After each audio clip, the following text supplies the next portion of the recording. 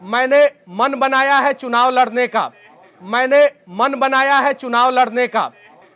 वो इसलिए मन बनाया है क्योंकि मैं एक सिर्फ पत्रकारिता करता था, मैं सिर्फ सवाल करता था या यूट्यूबर था, जो भी था मैं, ठीक है। और मुझे बेवजह जेल में डाला गया, आप सभी को पता है। और चलिए, मनीष कश्यप को तो डाला गया, मनीष कश्यप के ऑफिस में काम करने वाला ऑफिस बॉय को क्यों डाला गया, जो ऑफिस का साफ सफाई और पानी पहुंचाता था, उसको क्यों, उसके ऊपर एफआईआर क्यों किया गया। यहाँ पे अनेकों पत्रकार हैं, इधर देखिए सामने, इधर जितने लोग खड़े हैं, ये रवि भाई उत्तर प्रदेश के, राकेश भाई, प्रिंस जो है, और भी बहुत सारे लोग हैं, नागेश भाई, कुछ लोगों का नाम मैं अगर मिस्टेक कर रहा हूं, उन सभी के ऊपर एफआईआर करके जेल में डाल दिया गया, सभी को डाल दिया गया।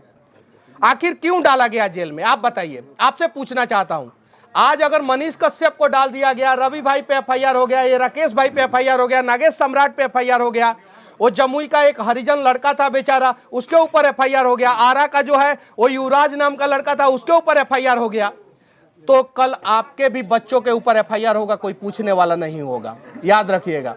और आज अगर हमारे ऊपर एफआईआर सरकार ने किया है और उसका जवाब हम लोग अच्छे से देंगे, तो कल आपके बच्चे के ऊपर उंगली उठाने से पहले प्रशासन 10 बार जरूर सोचेगा। यह बदलाव करने की जरूरत है। पहला चीज, सबसे ज्यादा झूठा एफआईआर कौन से राज्य में होता है, बताइए आप लोग। कहां होता है, क्यों होता है? क्योंकि कहीं नहीं तो कहीं जो है हम लोगों के यहाँ तो सबसे बड़ा क्रांति हुआ, और उस बिहार के हम लोग हैं, और हम लोग अपने हक के लिए लड़ना छोड़ दिए। हम किसके लिए लड़ते हैं कि फलानवा नेता हमारा जात का है, अगर उसको कोई बोल देगा तो हम लाठी निकाल के कपार फाड़ देंगे। काहे भाई, क्यों भाई? हमारे बच्चे को अगर किसी ने बोल दिया तो जो बोला है उसका जुबान निकाल लेंगे। हमारे बच्चे को, हमारे गरीब परिवार को किसी ने छेड़ा और गरीब को गरीब रहने के लिए मजबूर किया, तो हम उसको सबक सिखाएंगे। ऐसा भावना हमारे अंदर क्यों नहीं जग रहा है? और जब तक ऐसा भावना नहीं जगेगा, मनीष कश्यप जैसे हजारों लोग, लाखों लोग, करोड़ों लोग आएंगे जाएंगे, हमारा बिहार नहीं बदलेगा। आजाद भारत का सबसे डेवलप स्टेट बिहार था, पूरे आजाद भारत का। फोर्ड फाउंडेशन ने 1963 में सर्वे किया था, और कांग्रेस की सरकार थी। कांग्रेस के सरकार में जो सर्वे हुआ था, उस सर्वे के हिसाब से सबसे डेवलप राज्य बिहार था। जो सबसे डेवलप राज्य बिहार था, वो सबसे बर्बाद क्यों हो गया? उसके पीछे रीजन है, समझिए। बिहार के लोग सबसे ज्यादा मेहनती होते हैं। क्या होते हैं? और जब कल कारखाना युग आया ना, तो कारखानों में मेहनती मजदूर चाहिए थे। क्या चाहिए थे? मेहनती मजदूर। तो सरकार किसी की भी हो, उन्होंने सोचा कि बिहारी सबसे ज्यादा मजबूत होते हैं, ताकतवर होते हैं, इनको मजदूर बना दो। क्या बना दो? सबसे ज्यादा आईएएस आईपीएस कहां से पैदा होते थे पहले? सबसे ज्यादा डॉक्टर इंजीनियर कहां से? सबसे ज्यादा टैलेंटेड लोग कहां से? और एक बार संविधान पढ़ लिए तो पूरा, दूसरी बार संविधान जल भी गया तो उसको लिखने वाले बिहार के ही। सही है कि नहीं है? राजेंद्र प्रसाद जी एक बार पूरा पढ़ लिए थे, और बाबा साहब अम्बेडकर और राजेंद्र प्रसाद जी ने मिलकर जो है जला हुआ संविधान को फिर से हूबहू लिख दिया था। लिखा था कि नहीं लिखा था? तो इतना टैलेंटेड भूमि, और जहां पे 75 साल के उम्र में जागा जोश पुराना था, वीर कुंवर सिंह। सही है कि नहीं है? और जहां पे 73 साल के उम्र में जयप्रकाश नारायण ने दुनिया का सबसे बड़ा क्रांति कर दिया। किया कि नहीं किया? किया ना।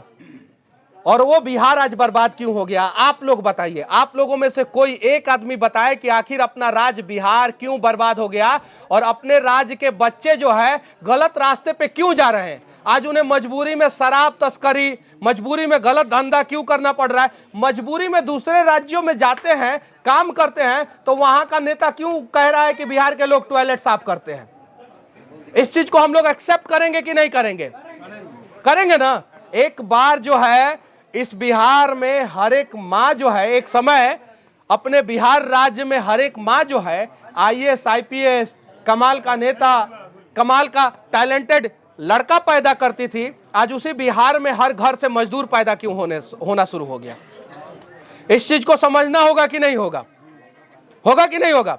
और हम जैसे लोगों को राजनीति में आने की कोई जरूरत नहीं है, कोई जरूरत नहीं है।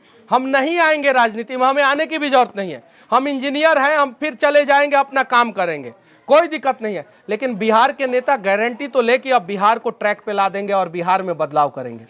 अगर वो लोग गारंटी ले लेते हैं तो हम जैसे लोगों की कोई जरूरत नहीं है। एफिडेविट करके दे, जो घोषणा करते हैं वो एफिडेविट करके दे कि ये काम हम करेंगे, और नहीं करेंगे तो अगली बार से चुनाव नहीं लड़ेंगे, हम जैसे लोग राजनीति में नहीं आएंगे।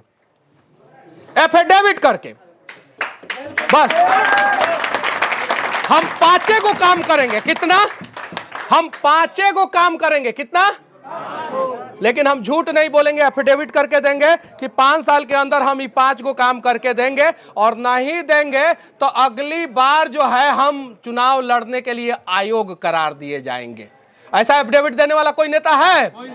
मैंने 2020 में ही ऐसा एफिडेविट दिया था, लेकिन मौका मुझे नहीं मिला।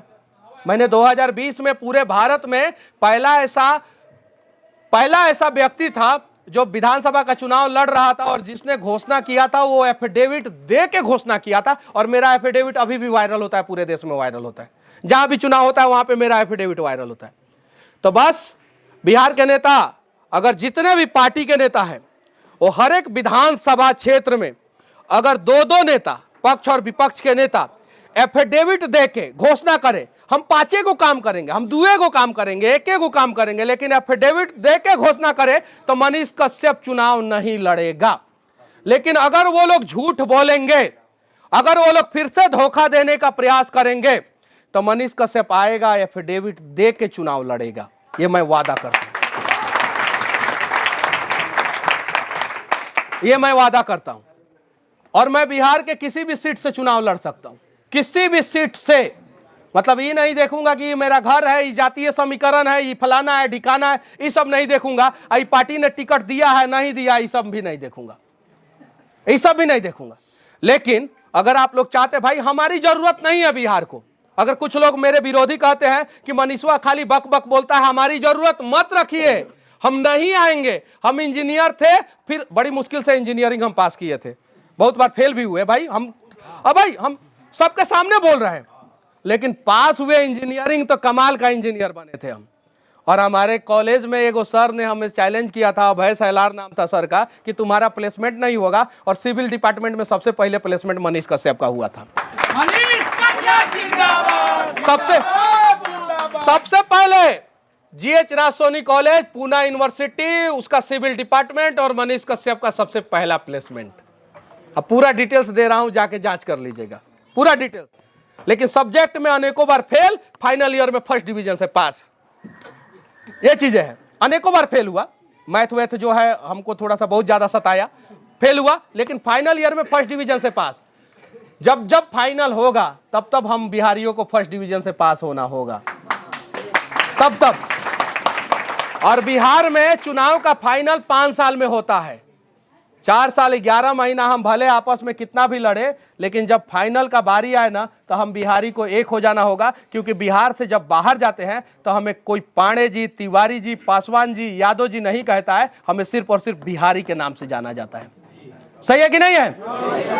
और गाली भी जो है हम लोगों को बिहारी के नाम से ही लोग देते हैं। देते हैं कि नहीं देते हैं? अरे मैं गलत बोल रहा हूं तो यहीं पे आप लोग काट दीजिए। और इसमें तो मुझे पता है कि सब लोग मेरे समर्थक नहीं होंगे, 1-2 तो विरोधी होंगे। अरे कोई दिक्कत नहीं है, जीवन में विरोधी खत्म, तरक्की खत्म। जयप्रकाश नारायण जी का विरोधी इंदिरा गांधी थी। क्या कर ली इंदिरा गांधी? कुछ नहीं कर ली, सत्ता से उखाड़ के फेंक दिया ना जयप्रकाश नारायण जी। और जब इनका देहांत हुआ उसके बाद सत्ता में आई इंदिरा गांधी। जब तक ये जिंदा थे तब तक इंदिरा गांधी सत्ता के शीर्ष सिंहासन पे नहीं बैठी थी। आप लोगों को पता है बात, ये चीजें है। तो विरोधी भी होंगे, कोई फर्क नहीं पड़ता, विरोधी हो समर्थक हो। अगर आप मेरे बातों से सहमत नहीं हैं तो कम से कम गाली गलौज ना करें, मेरी माँ को, मेरे पिताजी को गाली ना दे। बहुत सारे लोग गाली देना शुरू करते हैं, ना दे। आप मेरे से अच्छा काम करना शुरू कर दे, आपके पीछे इतना भीड़ हो जाएगा। सही है कि नहीं है? पता है हम बिहार के लोग जो है सबसे ज्यादा मजबूत होते हैं, दिमाग भी सबसे ज्यादा होता है कि नहीं होता है?